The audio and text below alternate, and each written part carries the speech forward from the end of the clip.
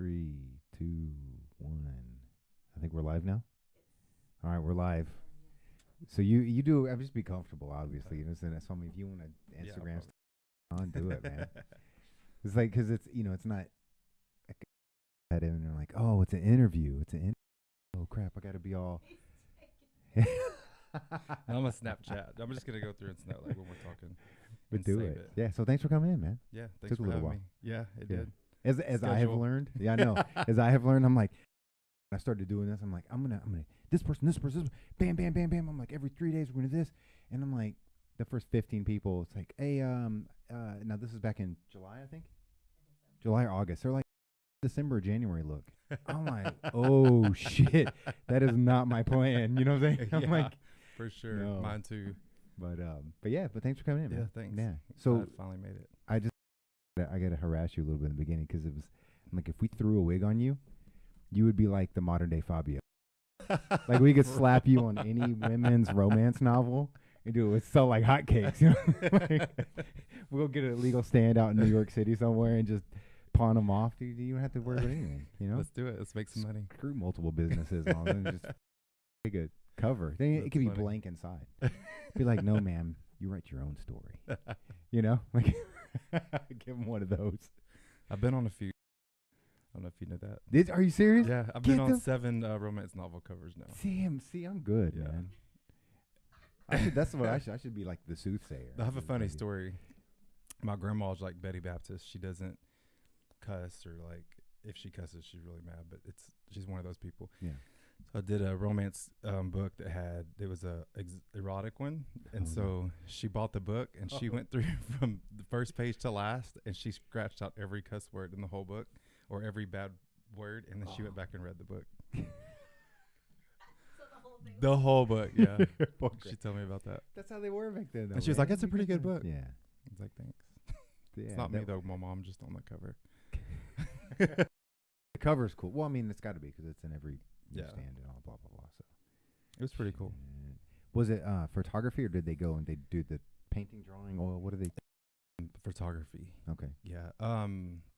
I used to get a lot, and then Men's Physique, happened, and I used to have like a day rate that I would charge because my first 3. I did a series called Billionaire. It was like a billionaire, kind of like a 50 Shades book, but based kind of like that. Yeah. And so I was setting my own fees, and they were pretty high, $500 a cover. And then all these Men's Physique guys started coming out doing them for free and $20. And so now, I don't do that many anymore. When was that? Like what years? That was 2012. Oh, so I it's did pretty 3. recent. Okay. Mm-hmm. Okay. The last, this year, Eric Battersfield sold 2.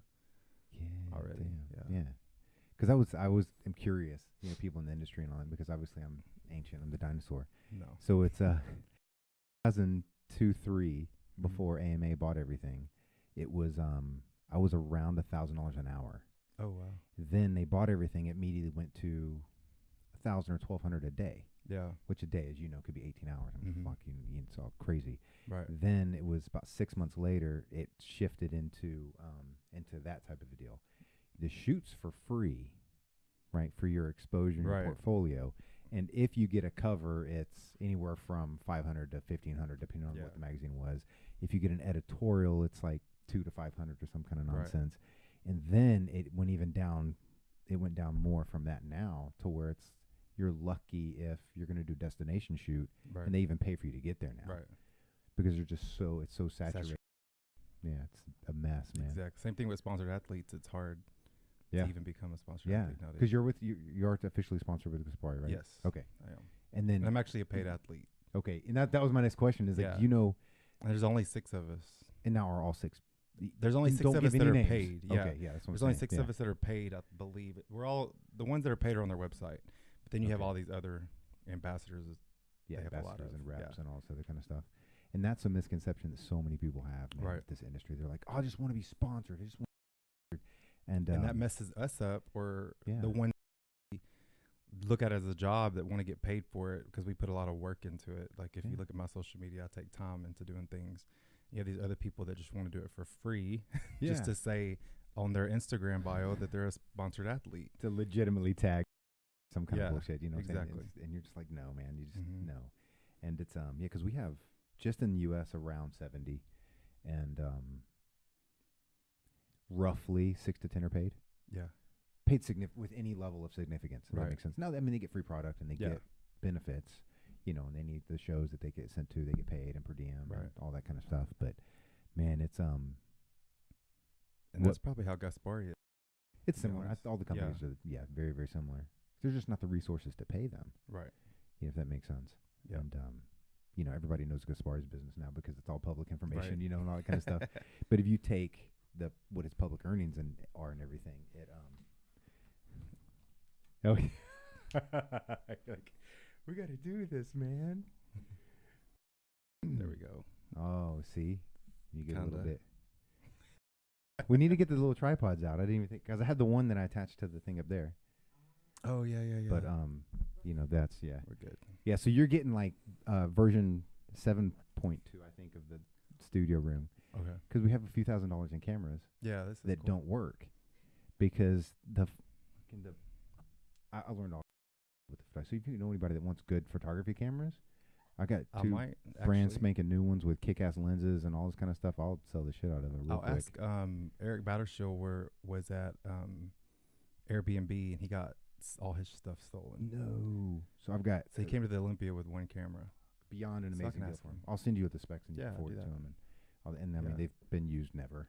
And I think Photo Studio Miami also, they had their stuff stolen. No shit. They were at a shoot, and some guy came up and ran and grabbed all their stuff in Miami and stole it. Oh, like under their feet? Yes. Oh shit! Like during the shoot, like snatch. So I'll ask them as well. Ask them, and I mean, kick-ass deal. I mean, seriously, and especially I don't know if there's any of them that are local. Just I'll meet them and it's easy, I know a couple local I can ask, but I'll ask them too first because I know that they didn't pay for it. So I don't think so.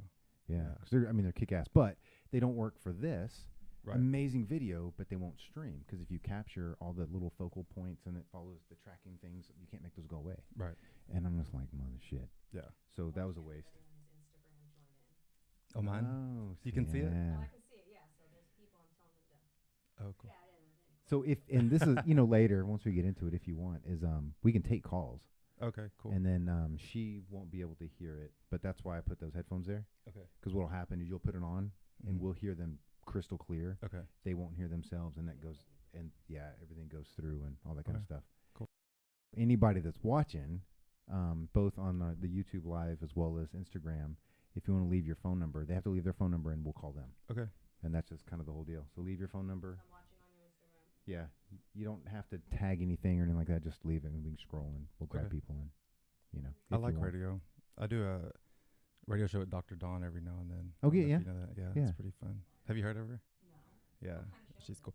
It's like she reminds me like a modern day Oprah, just the way she is. But she does all kinds of stuff from love to dating to relationships to then she'll have their Fit Fridays, and that's when I go on. She gets a couple of people that are in Houston that are in the fitness industry, and we just keep it real, like fads. And the last one was, is obesity the new normal? And do you find, excuse me, the voice behind the curtain, do you find that people really want to know the truth? I think they do, but they may not like it. It's almost a loaded question. I think most of them want to know the truth one-on-one, instead of with anybody else listening in, or you know what I mean? Like talking to somebody, because I'm a coach, you're a coach. And when you talk to them privately, like on a phone call or a text versus in my private group at eFit on a forum, it's kind of embarrassing. Everybody thinks that their deal is unique. Right. They firmly believe. They're like, my circumstances, whatever, A through Z, are unique to me, and I'm ashamed and embarrassed of them. Right. When really, it's like 98% of people are doing the exact same thing. Yeah. With just minor differences. Right. And then sometimes a group thing helps. I'm not a group type person. Yeah. And it's not because I don't believe in that or I'm ashamed of it. I'm just like, it's more efficient. Yeah. I'm not either. I have a group, just an eFit private. My current clients were in this Facebook group. Oh, yeah. Kind of, so we can talk, and they post pictures without, how it is when you first start out, you're never going to post a picture of yourself on your main page because all the people that don't work out are like, you're vain. And this is a group where they get it. So if somebody posts a selfie in a gym, it's really for them to say, hey, I made it today. Y'all look. Yeah. So no one says, "Oh, you're vain. What the hell are you doing in the gym? We don't care that you're at the gym." Blah blah blah blah blah. That's one, okay. So I'm gonna get into this fat shaming. Yeah. Okay. I forgot. How old are you? I am 39. 39. Okay. Oh, I was like I just turned 39. mid 30 because you told me, and I was like, Yeah. shit. It was 30. I don't really talk about it. No, but over 30. Yeah. So definitely when you were younger, definitely when I was younger, Mm-hmm. fat shaming was like, it wasn't shaming. Right. It was like, dude, you're fat. Fix it because you'll feel better. You'll feel better. It was more of kind of a roundabout way to motivate the person, and just a real direct way. Like, I used to be called fat kid. okay, so so you probably By my experienced some of that, uncles. Yes. right? And Now- they would be the first to tell you, "Mijo, you gained weight," And I'm like, looking back, I'm like, all my aunts were overweight. So how are y'all even going to talk to me? But, yeah. And it hurt my feelings, but I was one of the only ones. I didn't really show it. Yeah. But it did hurt my feelings.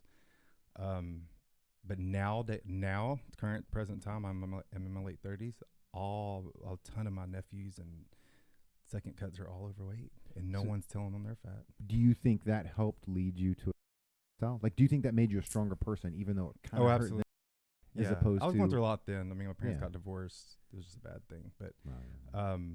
I was eating my feelings. So, and we have some cake in the fridge. Yeah, you I was know? really addicted to junk food as well. So, but yeah, I definitely know for a fact everything that I've been through in life has led me to where I am now. Yeah. For sure. And that's And kind of that one of the being things one of 'em. you keep hearing all this shame. Oh, fat shaming. Oh, don't fat shame me. Don't and yeah, I just heard this on a couple different radio things as well. Is that fat shaming isn't bullying. Right. There is times that it is, and it's Yeah. very apparent when it. But it was like, dude, you're heavy, man. You gotta like get control of that. Yeah. Or hey, lady, or hey, girl, girl, come on now. Yeah. It's not a matter of I'm trying to make you feel bad. It's your life is really gonna suck in 10 to Right. 15 years. Like, let's start managing. Don't get ripped. Don't get shredded. Don't become a Right. bodybuilder or fitness. Don't get all fucking crazy with it. But dude, I'm bringing this up for you, Yeah. not to make you feel bad. Right. You're gonna feel bad because you did something wrong, so to Yeah. speak, right? And so that was just one of those things that, like, I keep seeing that on Instagram and the post and Facebook and news reports. Oh, so and so gets in trouble for fat shaming somebody. Yeah. And you're like, not sure, man. But they It's can kinda- say all they want about skinny people Right. or fit people. right. Yeah. Oh, that's disgusting. Yeah. Because I have Right. biceps that are over 12 inches. Right. Or girls that lift. Yeah. Yeah. Oh, that's so gross. I could never do that. Clearly, I could never. Exactly, because Sorry. it's hard to do. Yeah, like not everybody could do that. It's one of those things that I definitely knew I wanted to touch today was the fat shaming. It was Yeah. kinda like, But my daughter, to me, to do it with someone you love, like my daughter would never walk up and be like, "Dang, you're fat," like my family did to me. Yeah. She has, she likes sweets too, and she has a tendency to gain weight pretty quick in her midsection. oh, well, yeah. But as a coach, I know it's my fault. Like, it's the stuff she's eating and not being Yeah. active. And so I can literally take away the sugar for a week and she's slim again. But I knew how unhappy I was as a child, and I've actually set her down in one-on-one and talked to her and was like, "Hey, I missed out some of the best years of my life from the age of probably 10 to 20 or 19. I was embarrassed to take my shirt off. My friends would go to the beach, and I would have to make excuse I can't go. I mean, that's you miss some fun times. And so she's very social like me, and she wants to be a model, and so I'm like, Gotta keep that in check. yeah. Yeah. And so there's a way to talk to her. What was the turning point for you? I was sick. I was just sick of it. Like, you have to, that's why I tell my clients, you have to mentally be ready, because I was tired of it. Like, I remember not knowing what I was doing, but I remember I was trying with my parents when I was like 16 or 17. Yeah. But it's nutrition, right? And nobody tells us that. And so my mom did make some healthy changes in the house, and we were working out. But again, my parents were divorced. I was living with my dad. Go back to him and eat fast food all day. Well, it was when I met my first girlfriend in the gym. First, I was tired of it. My cousin was shredded. Took me to the gym. He started teaching me how to eat right. Mm-hmm. And then I met her, and then she was really, really into fitness, and her family was too. And they taught me how to eat. And then that's when I started really studying. I was 20 years old. So curious, did they teach you, or were they just No. kind of showing you? They were just kind of showing me. And Yeah. to be honest, I lost the majority of my weight just eating non-processed foods. There was like Yeah. there was a diet out there called the Greenwich diet, I think. Yeah, I remember that. I was 19 and my mom entered me in this model search for Houston, and I had tits. Like, and she found it in People magazine or whatever, and she was like, "You need to enter this," and I was like, "All right." So I entered it, and Paige Parks, I remember, called me because I didn't win, but they were like, "We would like to work with you." And I was like, "Well, what do I need to do?" And they said, "Well, you need to come up here and take your shirt off. We're gonna take photos." And I went to the bathroom, took my shirt off, and I was like, "There's no way." Yeah. And so I remember that day going, "You know what? I'm gonna do this." Yeah. I did it. Worked hard. I didn't really cheat that much. I remember I really wanted it this time. That next year, they had that same model search. I went to Houston and won, and then had to go competing. It's like Spain, Brazil, Oh wow, Mexico. It was like a worldwide thing for Latin. It was like when the Latin people were just now, like Ricky Martin was coming. Oh, okay. Penelope Cruz, Salma Hayek. So it was like a Latin model search. Yeah. And so I ended up winning the whole thing. And then the next week I was flying to Miami and to do runway, and that's when I started modeling. But I was just skinny, doing cardio and eating salads and chicken. That's so often that's what people do. Yeah. Is they go so extreme to where they're just kind of like, they're I went extreme. fat, yeah, and then they just get like rail thin, and I'm using that as just a general statement, and then they come back and they build on that. Yeah. And I thought I was swole then too, but I wasn't. They all, well, because you could see something, right? Because I always worked, and that's the thing. When I lived in on the model search, LA models wanted me, and New York models wanted me. It's a really long story, but I chose New York. I should have chose LA. New York, all the guys were really skinny. Yeah. LA were more fit. yeah. And so they were always on me about my body, like quit training so hard and quit eating. And so that's why I didn't do so well. So I quit. Yeah, basically. Well, because I like to work out. I mean, yeah. I didn't want that to define me, and also wanted to finish college and stuff. So I'd never quit eating healthy, but I quit the cardio so much. I guess I was doing like an everyday hour. And see Can I that. throw a quick question? Yeah.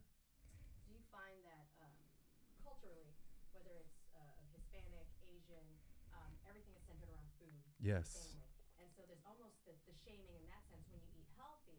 Like, my family would be like, "Oh my gosh, when you're not living, you're not eating. Yeah. You have to eat all this food and you're too skinny." Right. So did you get stuff like that from your family in terms of you're Huge. too skinny, or you're not Yeah. celebrating your culture, whatever you want to call Right. When I was modeling, no, because to be honest, they weren't really that. I wasn't really close to a lot of people. When I started modeling, I hit the newspapers, and Erik De La Rosa signed with this, and then they were like all my best friends. But after that, so I didn't get any slack there. It's when I started. I did gain weight after the modeling when I had Chloe was about to be born. I got pretty fat again, hit corporate America, and I was still eating healthy, but I was eating more. Like with or all this pasta, you're gonna get fat. So And doing less. it's when when I did from there to really bodybuilding fitness that they were like, "Oh, you're skinny, you're sick, you need to go to the doctor." And about the food, they would my mom would invite me to come eat, and there would be like 8 people, right? I'm just one of 8, and I would say, "How did you cook your chicken?" And she'd say, "Oh, I marinated it in all this olive oil."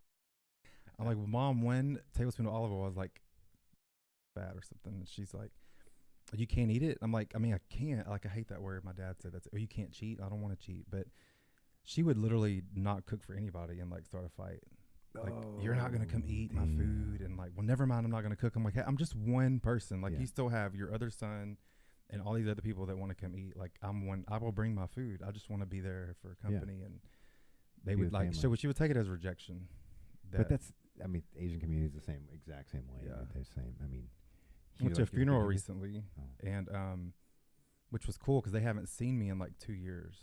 And so after the funeral, we went in, and one of the aunts said, "Hey, Erik, there's nothing here that you're gonna eat. I feel bad." She says, "You want me to cook you something?" So like now they get it, but like when I first started, I think when people first start things, they don't know if you're gonna follow through. I think so they push and push and push. When they see that you're not breakable, or this is your lifestyle, I think they respect you a little more. Like, I never ever get flack anymore from family. And that's kind of, and this is experience through myself and friends and clients and through the deals that's the thing. And I want to say this, because the people listening, I think it's important to them, is there's the first phase, right? Call that a month or call it a year, whatever it is. The first phase, you get friction. Why are you doing that? Oh, that's stupid. Oh, just have this. Oh, just have that. You're missing out on life. Da, da, da, da. Phase 2, those become a lot more subtle. Yeah, right. I agree. And then phase 3, all those people that were kicking your ass in phase 1 are like, hey, Yeah. so You how help do me? you cook that? Like, Exactly. how many times you become now the Mhm. inspiration of these people? Right. And that I think so many people fall off the wagon, you Yep. know, so to speak, in that phase 1 because they just get so much True. crap. And it's kind of like, man, if you can just get past that first little bit, show any level of sustained progress, Right. any, be it more muscle or be it less fat or some combination or just feeling better or doing whatever it is, that I think people will follow behind that, I and then agree. you become the motivation. That's just, you know. Corporate a while ago, they're just as bad, if not worse. Oh yeah. They like to call you out in front of everyone. I remember just starting the fitness journey. You know, you're heating up. You know, you eat meal 1 at 4 a.m. if you're working corporate because you're gonna go train at 5. Yeah. And then I used to go to work at 6:30 or 7. So by the time I hit 9 o'clock, I'm on meal 3. You know. Yeah. And I'm heating up chicken and rice, and they're like, chicken and rice at 9 a.m. for breakfast. And, but then you look over and your other person's banging cake. Yeah. And it's like they don't tell him a damn thing, but I can't eat chicken and rice, or it's you know, or It's they can smell the office up with California Pizza Kitchen. Yeah. But if I open a thing of tuna, oh, it's the end all of the hell world. breaks loose. It's the end of the world. They're like, Yeah. And so again, like you Yeah. said in the beginning, you kind of get embarrassed, I guess, because you don't show it yet that you're there. And once they see that, oh, it's physically, I never get made fun of for tuna anymore. Yeah. You know, they're bringing tuna. and that's so exactly, you know, and that's because the corporate world bases everything on education and promotions. Mm-hmm. And like she said with family, corporate is like that too. Hey, y'all, we're working late. So to incentivize you working late, we're ordering catering food from Maggiano's. Yeah. Like pizza. I mean, And you're pasta at 8 p.m. Like, I don't want to work more. Like, give me some money, or, you know. Let me the hell out of here. God. Like, you know, adjust your schedule right or hire appropriately. Yeah. So But that's what they do in corporate too. Corporate family, everything's catered around food. And like you said about phase 1, a lot of my clients fall off because their significant other or their friends don't support them. And that's pretty bad if you look at it from a friendship standpoint, in my opinion, because I'm like a ride or die friend. Yeah. I will support you as long as it's not illegal. But, well, and even then, maybe. Maybe a little bit. But it's like, you think about, I'm talking from experience. I look at my friends. It's like, if it doesn't benefit them, then they don't want to hang out, or they, like, I don't get invited to their barbecue or crawfish bowl because I'm not going to drink beer. Like, we're obviously not friends. You know what I mean? Yeah. It's like, they need to look at that too. You find out who your party friends are. Yeah.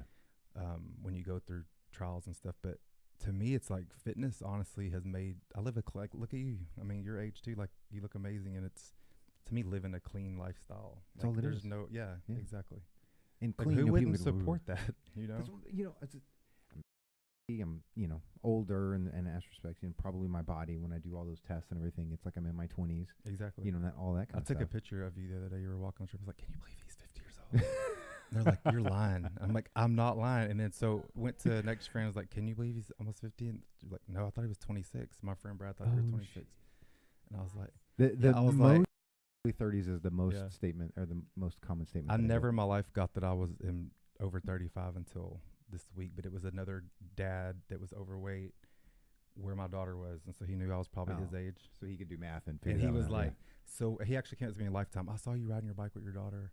So what, you're 36, 37? And I was like, yeah. Most people think I'm like late 20s or early 30s too. Well, but he was doing it on circumstantial evidence. Throw me some shade real quick. Yeah, your child's X years old. You're here. You do that because they hate when they're your age and they look and they're out of shape, and they don't like that at all. It's not motivational to them. Because that's the first excuse they have a kid and I'm this old. I'm like, no, it's not an excuse. Yeah, I just What's the number one excuse you hear? Yeah. What's the number one? I don't have time, I guess. Yeah, time. Always time. Always time. But like I told you, walking up to your house, like I don't watch TV because when I was working corporate, I was doing corporate during the day and all my coaching at night, and then go to bed. I had no life.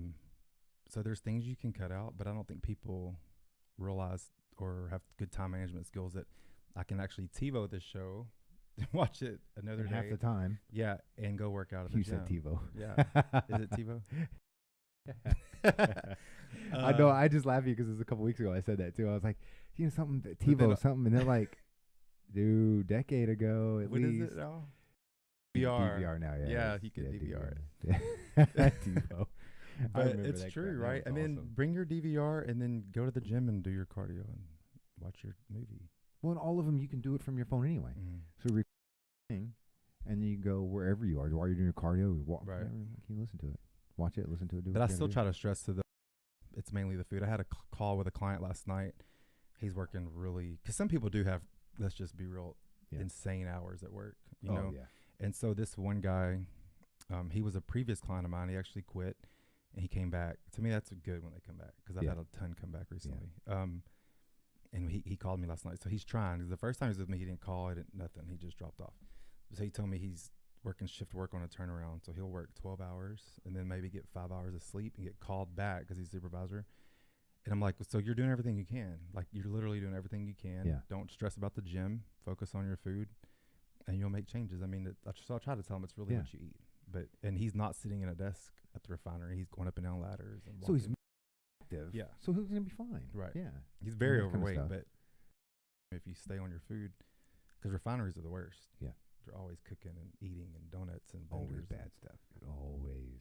Which makes no sense to me that companies want to do that. But it's comfort food.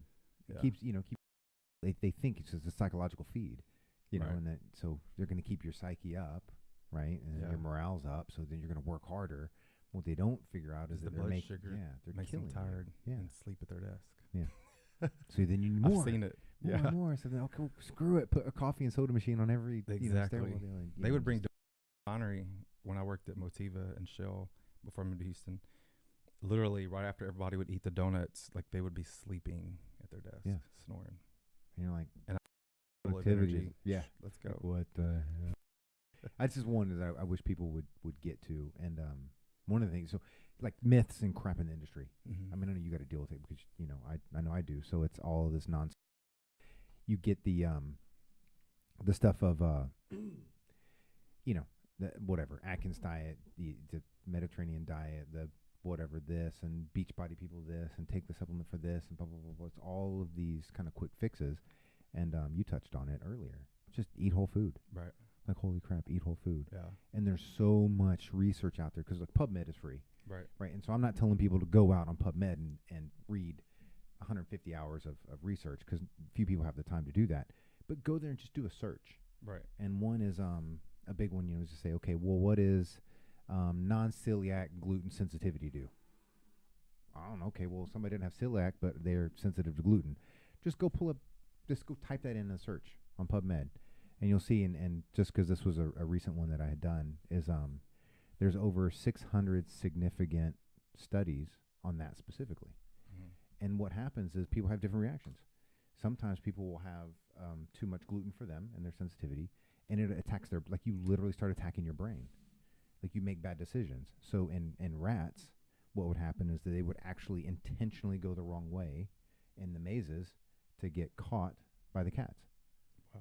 And they like start doing all these things that are crazy, and it's all just because they take that mechanism out, the gluten, perfectly fine. And so they're getting things like that to where if you are sensitive to gluten, one of the many potential side effects is you're gonna make bad decisions. What are those bad decisions going to be? Usually food. Or I'm going to block myself in front of the TV for hours and make more bad food choices, or go drink a bunch of alcohol. Like it's not going to be, I'm going to go for a walk for 3 hours. Yeah. Or I'm going to go run, or I'm going to go work out, because you're not thinking that way. It slides you into depression. What's your gluten? Do you eat it? Don't worry about it. But I don't have any, I mean, with all the testing, I don't have any sensitivity to anything but some parts of mold. See, I had a actual, they thought I was gluten. They thought I had celiac disease. Oh, yeah. And so you have to know your body. That's what I try to tell people. It was from years and years and years of just eating chicken and rice, sweet potato, nothing processed, right? With these coaches that say you have no cheat meal through your whole prep, which is insane. Yeah, I know. And so I was not eating any gluten for years, and started back when I got with Lane Norton 2 years ago. And my stomach would just swell huge, because I was, you tell somebody, especially a Mexican, they can have gluten again. I was eating tortillas all day. I was eating bread, and so I didn't know to slowly reintroduce it into my body. And so the doctors automatically thought that I had celiac disease. No crap. And so got tested, and they found out, they put me asleep and they did the biopsy or whatever. Yeah. And one of the tests came out positive and the other one came out negative. So he was like, if even one comes out positive, you have celiac disease. So long story short, it's pretty long, is I eliminated all gluten, but kept the gluten-free stuff that you can get into the store, and it still happened. So I went and sat down with my gastro, and I was like, I don't think I have celiac disease, but I mean, you're the doctor. He's like, well, you know your body. You seem like you're really in tune with your body. So if you don't think you do, then if I were you, I would do what you said you were going to do and just slowly reintroduce these foods in your body. And so I have since then, and I'm good. You're fine. Yeah. Yeah. But and that's a lot of it. Is there's gluten stuff. There's your gut biome, you know, like your gut health and all your flora and things of that nature. And when all those things are good and in check, even if you have mild sensitivities and you have some gluten, your body's not going to know. It's gonna be able to deal with it, and that's that processed food stuff. Yeah. So once you start getting more and more of the processed foods, I try to keep processed foods in my clients' diets too, here and there, because I don't want them to be like what I did. That was horrible. It was like for probably 2 or 3 months, and I was prepping for a show. Oh shit! Because So Lane lets you have whatever for a show. He's and the so, if it fits your macros more guy. It was way up here too. And so my doctor friend Larry Lipschultz, you know him? He was the one that saw me in the gym. I was like, "What did you do this weekend?" I remember it being Easter. I was like, "I mean, I cheated," and he was like, "But what balloon?" Yeah, he was like, "No," he's like, "Something's going on. It's like way high in your gut." And so I went and got checked, and sure enough, they said it was celiac disease. But now he's saying it wasn't. It was just from processed foods. Yeah, eating and too many. Too much came back. In 5 years prior, not having any, but once a month, or, you know. Do you guys both, with both of your experiences, do you find that there's so many people that they try to go with what's in the mainstream media, what I read in a magazine, and like you're saying, this could not be what's going on with you. And everybody's kind of like assuming that, oh, I have to have gluten-free, and you're like, why? Right. Do you even know what gluten is and why? So are you guys finding that people they'll jump on anything that they think is either wrong with them or what can help them? I do. I think so. I was talking about that with my friend yesterday. I'm actually this guy we were talking about, I'm his coach, but he's always reading other coaches' methods, and everyone's different, right? I mean, there's some people, but you got to watch that, because again, you following this person that has all these followers, and you're thinking what they're doing is right. And so that's, I think, with celiac, gluten, dairy, everything, I think that people just try to jump to what's popular. And it is, and a lot of times I think it's a combination of things. Yeah. So people have some gut issues. Right. So, I agree. You know, IBS. Fuck is IBS? You know, you got gas. Oh, IBS. You know, I'm like, why do you need to take something for it?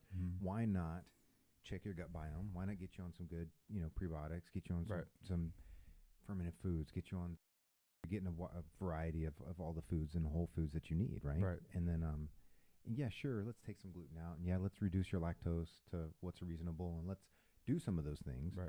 But people, they think one thing is the fix, and unfortunately, I'm almost countering myself by saying this. Yeah, usually it is one thing: eat whole food. Yeah. And there's so much process, and everything is processed, and we fall into that with kids, and I'm sure you have too. It's just convenience wins. Do you agree though? Do you eat processed food sometimes? Yeah, but it's just because I'm being lazy. Yeah. I'd rather not. Yeah. I mean, I enjoy the whole foods more. I do too. You know, and it's but I like a tortilla every now and then. So yeah, you know, but and so a traditional tortilla is not a processed food, right? Because you grind it right there, you mash it, and it's done, and eat it. Great. Yeah. And so again, the tortillas aren't necessarily. I mean, I'm not eat a bunch of tortillas. Right. No, I agree. But and I like corn. Yeah, you know, I'm much better with better. corn than flour. I like it, but you know, same thing. And but they also think what people post, like along with the subject, is like gospel, right? Yeah. So if this person eats this, that's all, and they don't understand. Like sometimes we'll post something, but that's not what we eat every day, or this workout isn't what we do every day. Right. You know, it's just what we kind of have to post, but we do it. Or I enjoyed this. Yeah, it's not part of my daily routine, but this was enjoyable to me. Yeah. And then that whole thing, as far as things being static in the Bible, I mean, studies there are from twins. Yeah. Two people that are as close genetically as possible to clones as you could ever get, that lead different lifestyles, and even they will react differently to different types of foods and things as life goes on. Right. you know, and as they get older and things of that nature, to where when they're younger they didn't, but as they get older and their lifestyles are different, they react differently to foods and to different stimulus. So I mean, it's evident when you basically take clones, they're going to be different. So how is there a universal thing that's going to work for everyone? Yeah, because that's why people wanted me to document, and it's like my prep changes week to week, sometimes the middle of the week. So it's like I can't really do that. And if you take 100 athletes, there's 100 different preps. Yeah. How they work out and what their cardio is or isn't, what their diets are, how do they cheat or not cheat, how far out do they go, come on, it's countless. Yeah. What works for somebody might not work for somebody else. That's why I post. I'm really tall, so I can't walk a treadmill. My legs go away. You know? But that's something that, you know, and that's unique to you. Yeah. Well, not unique, you know, but that's, you know, that's your deal. To where me, I gotta do that's my cardio. A lot of people do boring that. as hell. That steady state cardio. It works amazing. I mean, I can sprint. Just when I walk, if I do the bike, it's okay. Yeah. But if I just walk a treadmill or even the stair stepper, my leg muscles just go. And it's just, you know. And I had to learn that myself because all these coaches are like treadmill, step mill, elliptical. Yeah. Because that does for a larger population. Yeah, 51% or more. You know, just say more, the majority that works for them. Right, for sure. And but it doesn't work for everybody. Mm-hmm. And you know, so many women get lambasted because they'll go on the I'm doing 4 hours of cardio a day, and you know all that kind of. Oh fuck, they drive me crazy. But it's like, you know, what do you do? Oh, I wake up and do an hour of cardio, then I work out, and then I do 30 minutes of cardio, and then I do a second workout, and then I have to do 2 hours of cardio before I go to bed. I'm like, what? Yeah, like that's a lot. So common for the ladies to try to get them just to chill out. Yeah, I have a client right now that actually I just started coaching her, and she's telling me that she's like, the hardest thing to do is not do more cardio. And she works out at Lifetime. Yeah, and at the end of it, she's gonna be happy as shit. She's very happy with her physique. And she's only been with me for 4 weeks, and she looks amazing. I can fucking slap these people, man. Do you really wish that, quote, everybody would stop being a prep coach? Yes. Yeah. I find, I don't know about you guys, but even personal trainers as a whole for general population, it's so saturated with all these random people that just get a random certification online that it discredits what people with experience and knowledge and education do. Mm-hmm. So how often do you have somebody come to you and like, well, this coach said to do this. That's not right? All the time. And I'm not a prep coach. That's one thing. I will not train you to compete. And that's because I can be honest and say I'm not a good prep coach. My heart's not in it. I don't love it. I compete, but honestly think some of the things that I do have been dangerous. And so I'm not going to prep somebody. But that happens all the time. People do one show and they prep everyone the way they were prepped. Yeah, and they think they're a guru. Right. And the majority of the ones I've seen that have 0 credentials, I mean, it's literally just cardio them to death and starve them to death and get them as lean as possible. Then they load them up the last 3 or 4 days and steroids or gear, and you're gone. You're done.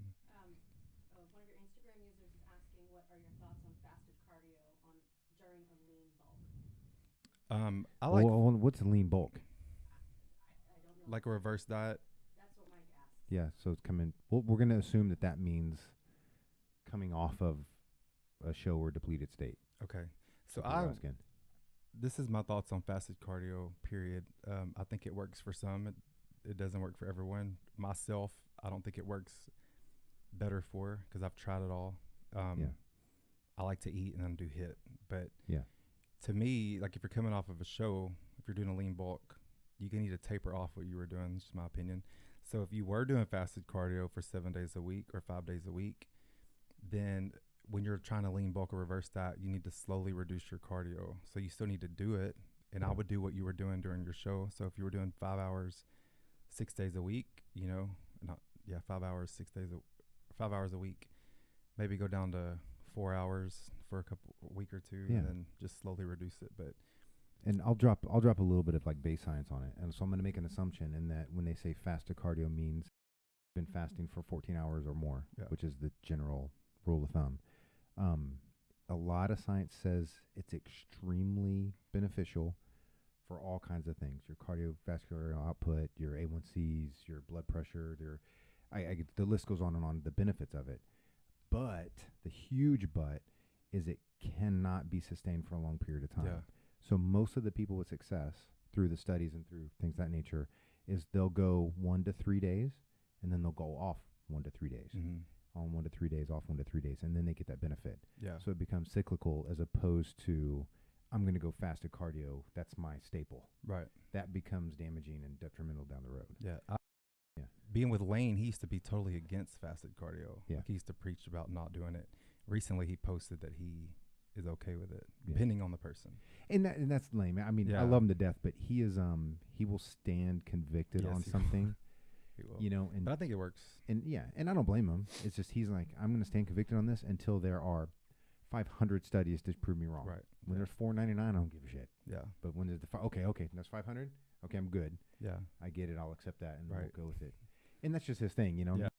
Way since long before his PhD. Yeah. I mean, I've known him for a pretty good amount of But time. speaking to this guy again, I'm on a lean bulk right now, which I'm reverse dieting, but my coach wants me to do fasted every day, 6 days a week, Yeah, no. but I don't. Yeah, don't. I know my body, and so Yeah. I eat and then I go do HIIT, Yeah. or I'll do HIIT after weights. Yeah. You know. And that's, you have to do what works for you. Mhm. And when you have that whole thing as far as steady state cardio, eating away your leg, taking Right. away That would be the That's fasted exactly why cardio I would don't do it. probably be a really Right. bad idea for you. Yeah. Yeah, and that's, and then a lot of people are like, oh, well, I'll get up and I'll just have a little bit of protein, or I'll throw some BCAAs, or I'll throw I'm still fasted. You're not fasting. Yeah. That is not fat. Right. You're going to get your insulin spikes. For some people, whey protein, casein, things of that nature will react the same way as sugar. Mm-hmm. So you're still getting that spike. Right. So a general rule of thumb, just for people watching, fasted means at least 14 hours, Right. right? That's the general rule of thumb. And if you're going to do cardio or something on a fasted and you're like, oh, I need some caffeine, yes, coffee's fine, water's fine. It's not going to throw you out of it. Typically, there's a magical thing, 40 to 50 calories max. So what a lot of people will do is the caveman coffee, Right. something that nature. You get a high amount of caffeine, and then it's a lot of the omega fats. So it hits that. I think it's right at 50 grams or 50 calories. Sorry. Also on intermittent fasting. It's like a new fad. So we're talking about fads. Is the fasted cardio? Yeah. Is there's a lot of benefit when it's not done for a long period of time. So They're basically, I've read a few, but they're basically saying you can eat as much food as you want in a certain amount, like the small, short time frame, right? well, now that's getting crazy. Yeah, I Yeah. saw that, but that's that same Yeah. thing.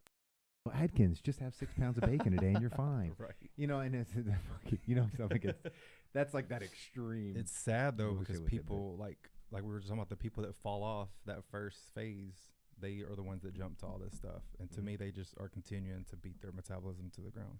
Yeah, and you can get metabolic damage. That term I think is used a little too quickly. Mm-hmm. To say you get metabolic damage. I mean, a lot of times that's just stuff that's temporary.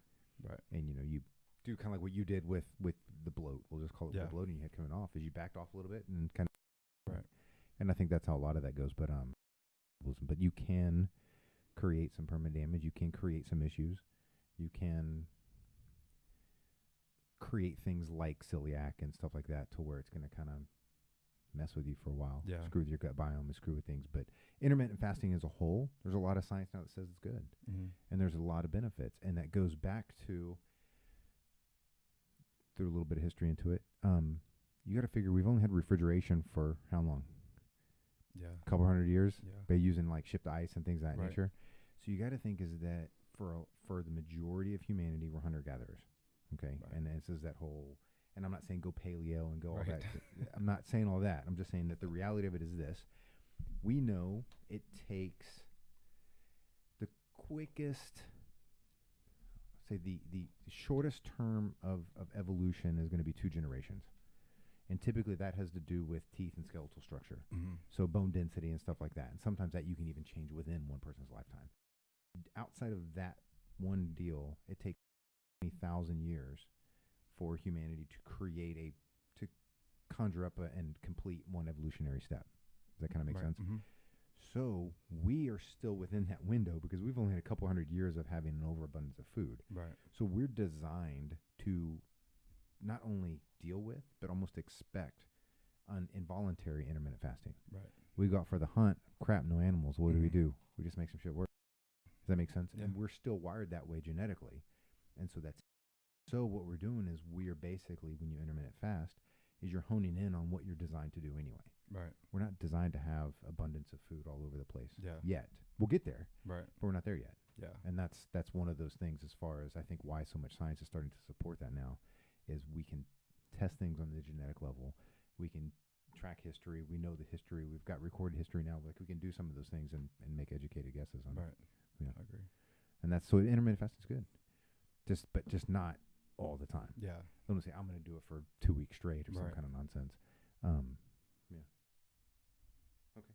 And then, but and that goes into like there's people that go into ketosis and they do the ketones and they do exogenous ketones and they use all those variety of things and there's some benefits to those and some people refute it still and Yeah.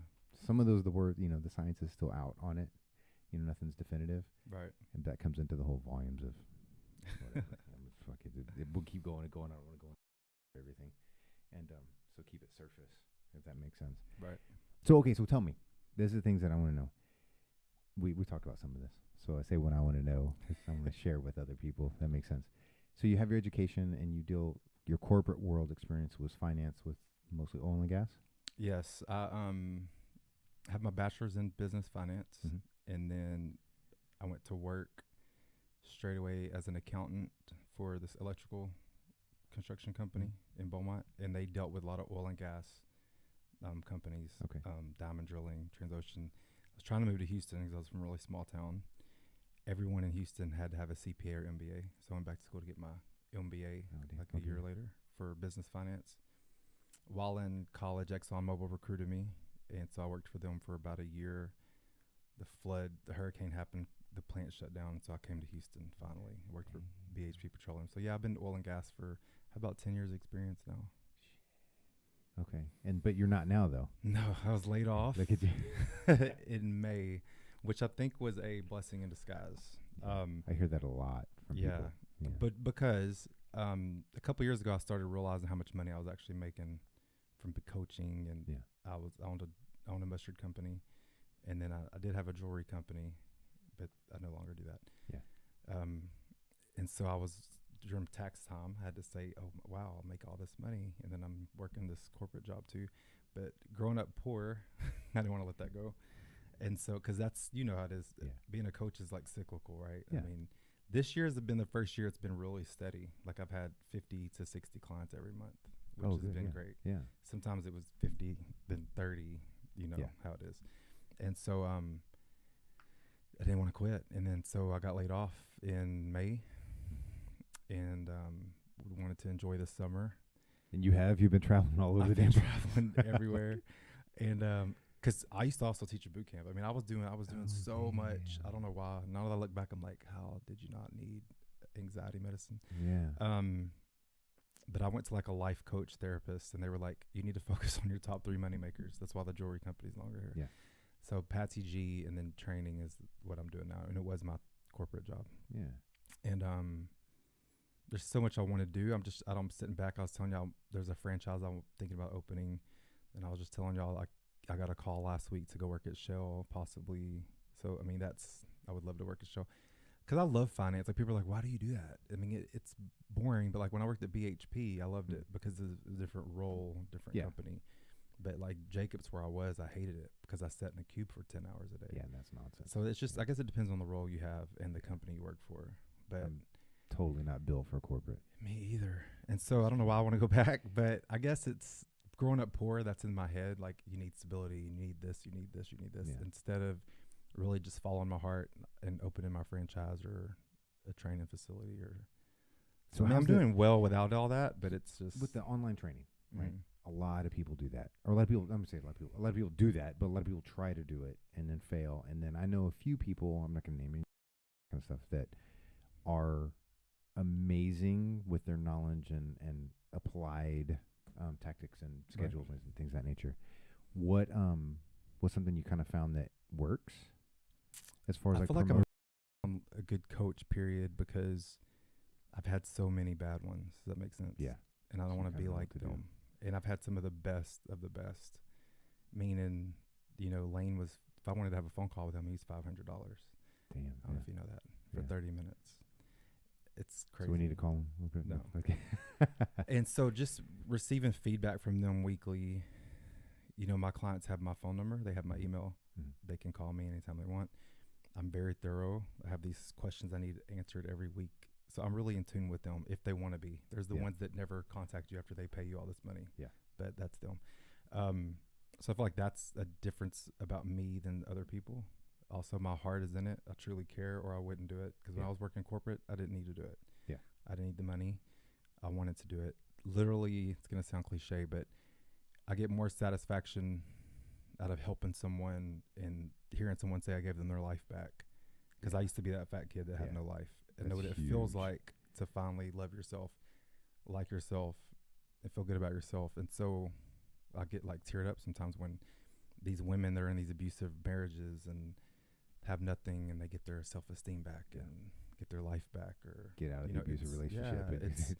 It really does. I mean, that's what gives me purpose, I guess. And so that's why I do this. See, that's all. Now, do you do like web calls with them, conference calls? I need to learn how to do all that, because part of being an online coach is so you have more free time, I guess, and you can have more time to do other things, but also it helps them be self-sufficient. You know, you can't make somebody do something, but I would like to do like a weekly web call, or because you can do that with groups. I mean, that's with like a group. Y'all can either call in and we can chit chat, but I have that e-fit group I was telling you about that they can post. Yeah, and then we all talk in there too. But it's which works, but you could still do, because you can with Facebook is you can do a live stream within the group. Oh, you can within the private group to where only those people can see it. So it's not like I mean, I could be wrong. I'm 99% sure that you can do that. So if you can, then you got it. There's your platform. Well, I mean to talk to you after, because I need to figure out. I would like to do a weekly call in. Yeah, I mean, it's just a cool deal. It's one of those things, and that's like for me is I kind of went in and out of trying some online stuff, and I'm like, but I had 50,000 other things going on, so I just didn't have the time. That was kind of my primary obstacle then, and it was my deal was I want to be authentic and available. Right. Like I don't like the idea of they'll be part of my program, plug this stuff in, and there's your deal. See, like I was on the phone last night with two of them at 9 o'clock at night, so you're always working. But another thing about me that's different is Lane Norton really helped me understand that I don't have to eat salmon and asparagus every day, right? Because I looked so good with him, and I was eating whatever. Unless they're a jerk to you, and you're like, you're a jerk. I had a coach that had me eat salmon every day for a whole year. Oh. I will never eat. Haven't eaten salmon since. Yeah. No. And so what I do is I tailor everything around my clients. If they don't like this, then you're not going to get it. Because I mean, I've had coaches. I'm like, I don't want to eat that anymore. They're like, sorry, you have to. And so you do it because you pay them, right? I have a girl that literally has to have 3 glasses of vodka 3 days a week, and so I created her a plan that these 3 days that you go out with your girlfriends, then this is your meal plan, you know? So I tailor things, and that's just what I do. Because they're not, I don't train competitors. I don't train. I mean, if you want to look like a fitness model or you step on stage, I can definitely make that happen. But I'm not going to train you to compete. I'm training people to love themselves. And quality of life. Be healthier, be better. Yeah, the whole. I have a question from an Instagram user. Carrie So asks, Eric, what are your thoughts on people saying eating healthy is expensive, and does your whole family eat like you do? Yes. I think that like if you're on the go, it can be expensive, meaning like to bring your whole family, you know, to like, I mean, you can get, it's sad. You can get these meals at Jack in the Box for so cheap, right? Yeah. So if you plan ahead, I don't think eating healthy is expensive, because like I bought a huge bag of rice last night for $4, and then you can buy this huge thing of lettuce, or, you know, you can buy vegetables in bulk, and you can buy chicken in bulk and eggs. So no, I don't think it's more expensive. You just have to know how to shop. It's more time consuming. It is more time consuming. Because with, more whole foods comes more prep and more planning and more cooking. Right. But the benefits, man, it's just. Right. And this is how my family, I will cook a bunch of protein, just in case she has kids. You know, I'm not raising my kids to, like, I was raised like, here's one protein, and then you have mashed potatoes, macaroni, bread. Yeah. That's how I was raised. And you're going to eat all of it, and you're going to finish your plate. We were poor, right? And so that's how I was raised. I'm not raising my kids to tailor everything around food. So, like, when they do good in school, I don't buy them donuts or ice cream, you know? And so I also don't want them to be like, you have to eat this. But I give them choices. Kids like choices. So Chloe, she's my 8-year-old, I'll say, do you want steak or chicken? You know, if that's what's cooked. Because I'll cook a bunch of protein, steak, chicken, chicken thighs, chicken breast, eggs, yogurt. What do you want for dinner? And what do you want with it? You got to pick a vegetable. That's her plate. Then I have my plate, and that's what everybody does. Yeah. So we're all eating healthy and clean, but I let them choose because it makes it fun for them. For her watching that's one of the biggest things is that if you can mass cook a few different things, that you can put a little bit in the freezer, a little bit in the fridge, you're ready to go. You've got something to pull from all week and a couple different options all week. Yeah. Then you're great, you know. And people, I'm just gonna plug this. People freak out. Oh, I can't have white potatoes. I can't have. Stop it. Yeah, the bag of rice I bought was white. Yeah, I'm like, just stop it. Grain. You know. Yeah. Well, but that's the whole grain. Yeah. Exactly. You know, it's not like the refined, because I'm gonna probably get sued, but Uncle Ben's, right? It's refined. I mean, it's they mill it down into a powder, dump a bunch of crap into it, and make it back into rice pellets. Right. Because it's not rice. Right. At that point, it's not rice anymore. It's processed. But jasmine rice and the whole, the long. But I do look at price. Last night, the bag of rice, I was like, can I get this one for $1.40? But then I was like, this huge Walmart extra long grain, it's $4, so I'm gonna get that. Yeah. And that people in a pinch. What was it at Payway? The tray. Party tray of like brown rice was like $2. Yeah, and it had 16 of my servings in it. Really? Yeah. And it comes cooked. And it's just a big aluminum tray, and it's cooked. It's brown rice. There's no salt. It's just water and rice. They have that all the time. And they have it all the time. Calling in. Sometimes they may be like, oh, we're low. You give us an hour or whatever. Just ask for like a bulk order. Yeah. Wow. And sometimes if it's a new person, they'll say, well, what do you mean? Well, typically it's just the party tray, and usually they ring it up as 4 of the size or whatever, and it ends up. Yeah. It's less than $3. That's awesome. And it's for me. Carb servings are heavier. It's 16 of my servings. Yeah. 15 to 17. Just fill it. You don't really weigh it or anything like that. But I'm like, hello. That's awesome. And you got it. But yeah, I mean, I guess it would be a little bit more. But I think it's worth it. And a little bit. And you have to know how to shop. Yeah. And the flip side is that if you do that, time and you spend that extra, where it's $6 a meal instead of $5.20 a meal, whatever. You're saving that less than $1. You're spending less than $1 more per meal. The long-term benefits of that, you're going to save thousands and thousands of dollars later. True. And then your children aren't going to get misdiagnosed with all this other kind of crap and get put on Ritalin and Adderall and all this other kind of bullshit. So it's like the amount of money you're going to save long-term far outweighs that small increment that you're going to spend by just time in. Y'all hear like somebody say they cut something out, whether it was I cut alcohol out or I cut blah blah blah out, and oh my god, I'm 20 pounds lighter. All the time. Yeah, there's no. I mean, I did have a cousin that says she cut out Cokes, period, and she lost a little bit of weight, and I believe that, but she was drinking like 5 a day, and so, but she started walking too though, because we all know it's a calorie deficit. It's the only way you're gonna lose weight. Because what is a real Coke like? 20, 30. I have not drank a real Coke. I don't have a clue, and don't know how long. Drink a Coke Zero though. Yeah. Well, but that's you're good, man. Like yeah.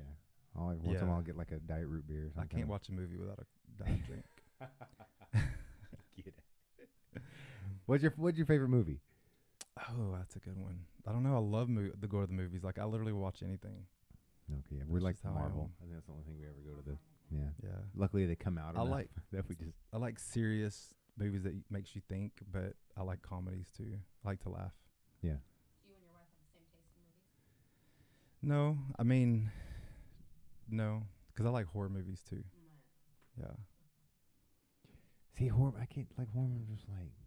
Like I love that. I think it's that commercial. Is it Geico commercial? Where they're joking about. We're like, no, but why can't we just get in the running car and leave? And they're like, no, that's crazy. Go behind the chainsaws. Like like that's like that commercial. You don't like horror movies? No, because it drives me. They're so illogical. They piss me off. They do, but there's very few that I think are pretty. Like the new Saw movie, I thought was pretty deep. Now, I've heard those are pretty good because it's like an entrapment thing, and they're actually it's almost like a puzzle entrapment horror. Yeah. Deal. And it makes you think. Yeah.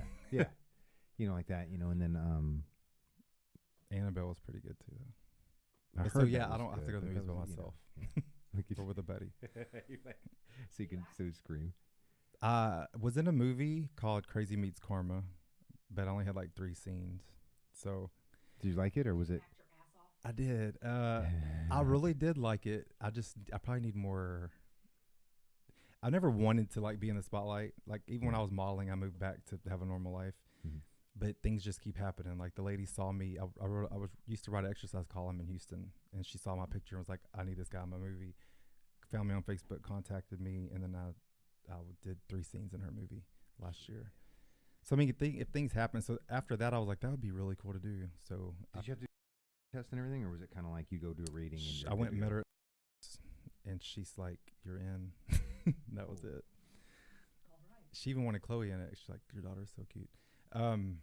But I think I want to start taking some kind of classes like at Page, because I'm doing more like this and my own videos on social media, and they were just saying that some voice classes and acting classes might, help with that. Fantastic. This one turned down Captain America. Are you serious? Yeah, that was 2007. Why? And it was, they wanted me to lose. Okay, I was already dieted. Okay, so let's get the perspective of this. I was already within a pound or two of contest weight, right? And it wanted me to lose 25 to 30 pounds more. Wow. More on top of that, right? So I'm gonna is that get okay? both of us in there. But and then so part of the deal was, I was like, oh, that's bullshit. Fucking you guys are crazy, right? So I had taken some pictures next to, back then was Tobey Maguire and anyway, Robert Downey. So the names, right? Yeah. So I was doing that, taking pictures. So I saw some of the pictures afterwards, and I was like, holy shit, I'm the Hulk. And I was like, the smallest I could possibly be, and I'm like, just paint my ass green, my shit, because I could be the Hulk right now. That's you know, so I was just like, that's it. And so I just knew that. And then that was several months after that. I had competed in the Worlds, and He was peeing blood. and I started peeing blood. Oh wow. And now, I mean, when I say I'm natural and I'm clean, do nothing. Yeah. Like nothing. Like I'll go a little crazy with some caffeine sometimes, Right. But other than What was that from? just over dehydrated. Oh wow. Yeah. I mean, typically he sits at over 200 pounds, 220. Mm-hmm. He never looked at a scale until recently, and even that day when he weighed himself, he wouldn't look at the scale. It was like 182. Wow. It was way under, but I mean, he just looked. Yeah. For him, he looked gone. Right. And peeing blood, and so he was like, nope. And so I still get on him. I'm like, you could have been Captain America. Yeah. He's like, could you So think of it this way. That was 15 pounds. I would have lost another 15 pounds from that point. How long do you think it would take to get all that back? I don't think I could have lost it. Oh yeah.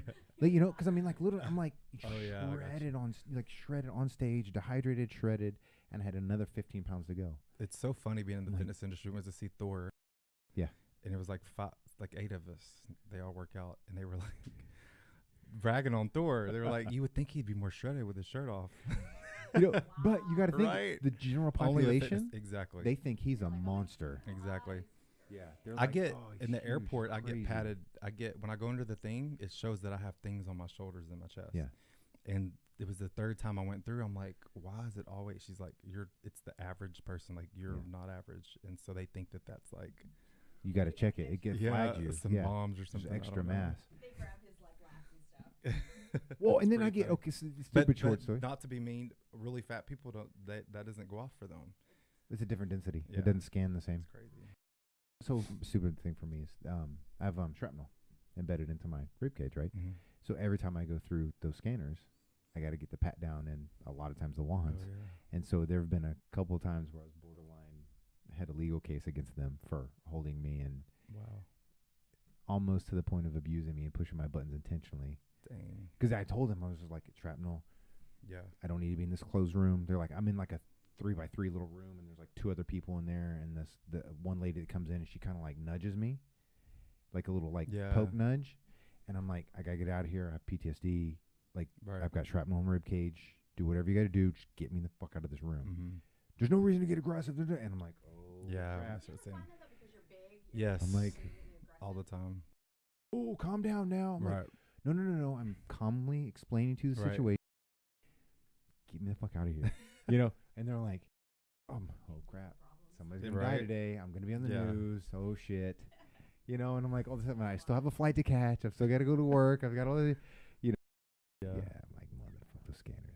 But yeah, so no way I could have lost that weight. That's cool though. No, but I'm trying to convince him to play Old Man Logan. Yeah. Movies? Have you done any So I've done a lot of readings. I've done a lot of screen tests. in Houston? I've done a lot of things, yeah, and I've done a lot of choreography, scenes and things of that nature. And I think I'm ready. I have a big issue with cool. fame. I have a big issue with fame. You don't I wanna don't be want to be famous. It's just See, not. I would be the famous person too that lives in tech, like another state. Wouldn't live in LA. Yeah, I just like put me out on it. Like if I did that and got that type of money and Right. did that whole deal, like put me out on a ranch. I need a grocery store attached to my ranch. Yeah, because I post a picture and everybody's like, "You should be in LA. You should be in LA. You should be in LA." I'm no, like, I'm not in there for a reason. Like Yeah. I could have stayed in LA, but yeah, it's not. That's like not my thing. they're not. So many of them are not happy. Well, Yeah. just look at y'all, like just from being fitness and coaches and whatever. How many people stop you when you work out? And that's just being everyday. Oh, like people who are coaches. everywhere you go in Walmart or Yeah. I mean everywhere. Yeah. Every Uber driver, everyone says something. And they're just. I walked in Chloe's school this week, and you would think that I'm The Rock. Like Yeah. all the little boys were like, "Oh my!" Like so loud. "Oh my God, he is so strong. He is so big. Hey, hey, hey!" It's Yeah. just like Chloe's so proud, but it's just fun. How much can you lift? They just First of all, don't it's see like, that. "So you work out a little Yeah. bit?" And you're like, yeah. How I'm much like- do you bench? I'm like, it's not. That. I'm like that turd. I'm always like, Like, I don't get bench, something in the actually. water. Get bit by bees, whatever, Yeah. dude. I'm the out, same way man. though. And to be honest, a lot of when I was modeling in New York, most of the people that I hung with that were like really big in the industry, they were so lonely and just so broken Yeah, and not happy. they're miserable Yeah. because there's no peace. Yeah. You're living on top of each other. You're paying. What is it? It's square foot place insane. is like $250,000. It's cold and empty there. Yeah, cold, empty. Nobody's got This is back, not bad stuff, but like when Plitt moved out there, before he had died, he was in around a 700 square foot apartment, and like literally had to like cook on Bunsen burners. Yeah. There's no kitchen. I lived with 6 of us in a model's apartment, and there was 2 bedrooms, two, and then 2 in the living room. But that's how they Yeah. do it, because you can't afford anything else. I Yeah. mean, it's fucking insane. It just man. was seeing families just rushing all the time and like people rushing all the time. It's Yeah. like you got to be crazy rich to enjoy life there. If not, it's Yeah. just no sense I in think living there. when you become famous, everybody thinks that you gave up your right to privacy. Right. They can just invade, like, True. especially if they think it's the only time they're ever going to see you. Just like random when we were at the Patriots game and Willie McGinnis was in the lobby. I was like, oh my God, I want to take a picture with him. Yeah. But like I didn't want to bother him, so I was like, Yeah. selfie. But people, he's just trying to get checked into the hotel, Mhm. Yeah. and everyone's like, can I get a picture? Hey man, I love you, because it's the only time they're ever going to see him. Yeah. But so they think they're being appropriate, but then people are just like, I just want to get up to my room. I had a really rich lady. She's famous in Houston, so I won't say her name, but she's not famous everywhere else. She literally told me one day I was modeling doing something at her house, and we had this talk afterwards, and she said, if I could do it all over again, I wouldn't want to be rich. And I said, why? She's like, because she's like, there's nothing to look. She ended up going to rehab like for horrible life. Now she's old, but she went crazy, and she said it's because there's nothing to look forward to. Like she can go to the beach any day she wants. She can go to Europe any day she wants. She can buy this any day she wants. Nothing's exciting. See, I think we need a little. I'm not gonna say chaos. So I get that now. Yeah, I like think you we need some open of a that. present, and you're like, oh, this is nice. Like the smallest things. If you're that rich and you have everything, then there is nothing to look forward to. Right. What are you gonna? I mean, like, oh well. Even trips, she was like, I yeah. go on trip. I mean, I can go anytime I want, and it's just not fun. you lose the value of it. Yeah. Yeah. It doesn't take anything. And when to she get told it, me in a that, I sense. was like, because I'm in her house going, damn, I wish I had this house, And when she told me that, I was like, I could see that. Yeah. Yeah. Good. Oh, we gotta wrap it up, man. Okay. Oh, hold on. Let me push end on this.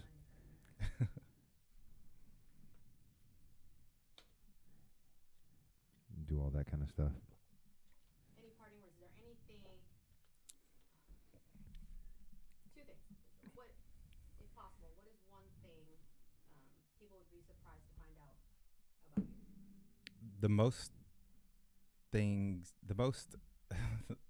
What everyone's surprised about is when I tell them about my education, kind of what I do for a living.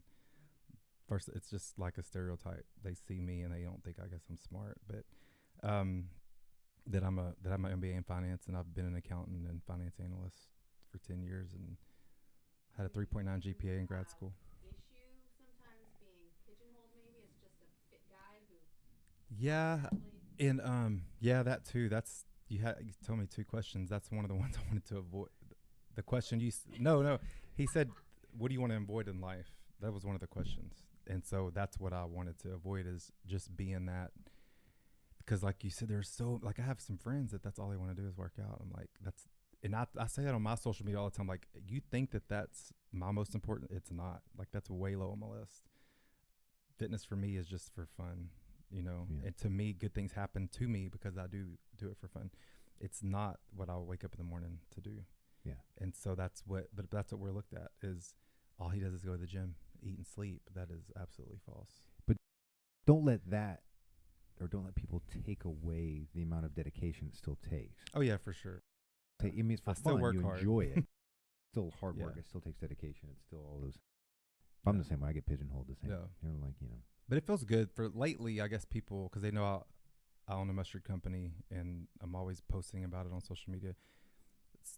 Lately people are saying, I love your work ethic and da da da. Yeah. So like I said, the mentality of not having that corporate job, those comments do help. Because it's like, well, they can still see that I'm up at 6, you know. it's hard to assess. I think it's hard to assess value where you are. Right. Like, you're like, okay, well, if I put a suit on every day, I have a very clear, definitive value, because every day I put a suit on and I Yeah. consider this and I I get do tired this of wearing a hat every day. But it's kind Yeah. of like, it's one of those things. And I'm the same way, because I'm yeah. trying to figure out what I want to be when I grow up. I'm dealing with it. It's just hard right now because of the holidays. So Yeah. my goal really is to get Patsy G everywhere. Yeah. Because it's really amazing. So I think it would be well. If it's just, I can't demo during like Thanksgiving week Yeah. and 2 weeks in Christmas. There's like blackout. So So when you should be busy, you're slow. yeah. Like, involuntarily. Yeah. So I'm just trying to enjoy it and travel. Yeah. Well, thanks for coming on, Puerto man. Vallarta and Yeah, I know. Thanksgiving weekend Next weekend. We're like, Yeah. wait, what? for 9 days. Cool. Going away again? Yeah. They're going to pay to do boot camp again. Nice. 5 Diamond Resort. Can't wait. Yeah, That's another thing I kind of want to get into because that's happened twice already. So I'm going to do like some videos while I'm here and try to pitch those to like Italy and like big other places that do it. that's what I do. Video stuff. Yeah. We should You do it do with it, us. man. Let's do it. Yeah. Because I mean, Oh, obviously yeah. there's a need. We're going to they have these wellness months Mhm. and they bring people in. And so they pay, it's like what my plane ticket's that's the only thing I have to pay for. $225 round trip, and then It's nothing, all yeah. inclusive. They pay you. Gaspari's amazing. They're sending products there. Yeah. Jamie's doing it with me. She's signed with BPI now, so they sent products there too. Oh, sweet, man. So you're with On, you could do it, and they could send stuff. I have to get a tan though, man. Fucking tan. Yeah, and there you go. Yeah, we got the camera late. So obviously there's a niche. I'm trying to, everyone in the fitness industry always wants to do the same thing, and I've always tried to break out. Training only more way to average win, dude. Joes, and Yeah. that's kind of my thing. Right. Average Joe's fitness models. Well, could you not? If you're like, I'm a guru contest prep person. Well, shit, you're gonna go Right. broke, dude. Mhm. Or it's gonna be a blip. You got, Yeah. But one I year always you're have. I done. always want to do something different. Like Yeah. everybody's creating this stuff. I've just created a mustard. It's like, and now this happened. It just happened, and Well, that one we'll talk a little bit off air. On Yeah. that one. Yeah. it's neat. All right. Life is That's a good. cool deal. No, thanks for coming, man. I Yeah, enjoyed thanks it. for the That's invite. it's a cool deal. I think For people sure. got a little bit of something, and if they didn't, it's their problem. I guess. So appreciate it. Thanks, Awesome. y'all. Thank you, everybody. Stop streaming or stop recording?